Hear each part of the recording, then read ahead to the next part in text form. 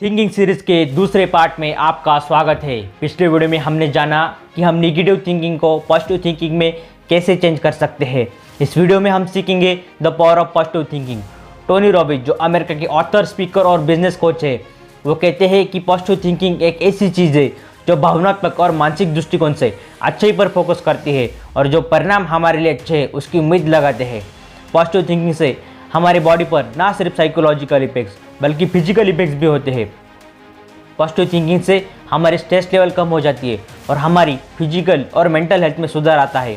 Abraham Lincoln, जो America के पूर्व राष्ट्रपति थे, वो कहते थे कि असफल लोग के जीवन में ऐसे बहुत से मौके आए जब उन्हें समझ नहीं आया कि वह सक्सेस के कितने करीब थे, जब उन्होंने गिव अप कर दिया।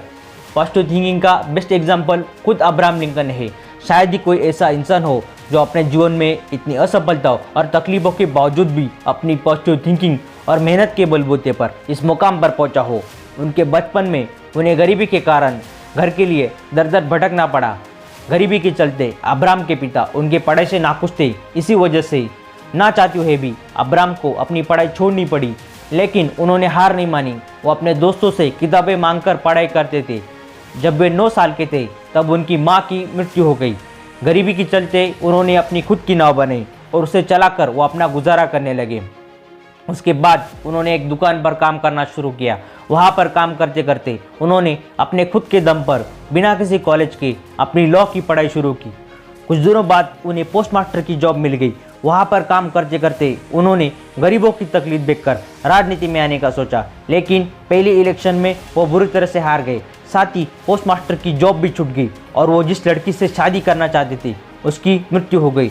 एक ऐसा समय आया जब वो अपने परेशानियों के चलते बहुत ज़्यादा डिप्रेशन में चले गए और वो अपने आप को चाकू चूर से दूर रखने लगी, इसलिए कि कहीं वो खुद कहीं ना मार ले। लगातार इलेक्शन में 8 बार हारने के बावजूद और 2 बिजनेस में फेल होने के बाद भी उन्होंने हार नहीं मानी। आखिरकार वो समय आया जब वो अमेरिका के 16वें राष्ट्रपति के रूप में चुनाव जीत गए। अमेरिका में सालों से चले आ रहे दास प्रथा को ख़त्म करने में उनकी अहम भूमिका थी। इतने साल जीवन में असफलताओं और तकलीफों के बावजूद भी उन्होंने हार नहीं मानी। इस बात से हम उनकी सकारात्मक सोच का अंदाज़ा लगा सकते हैं। असल में यही तो है the power of positive thinking. तो इस एग्जाम्पल से हमें क्या सीख मिली? दृढ़ इच्छा शक्ति, हमेशा सीखने की चाह, खुद पर विश्वास और आखिर में पॉजिटिव थिंकिंग। तो आप भी अपने थिंकिंग में बदलाव लाइए और अपने जीवन को बेहतर बनाइए। दोस्तों, बदलाव शुरू होता है खुद से और इन्हीं छोटी छोटी चीज़ से जिन्हें हम आदत कहते हैं। तो आप भी अपने आदतों में बदलाव लाइए और आदतों के साथ साथ अपने जीवन में भी बदलाव लाइए। मिलते हैं अगली वीडियो में। अगर आपको ये वीडियो अच्छा लगा तो वीडियो को लाइक, शेयर और चैनल को सब्सक्राइब ज़रूर कीजिए।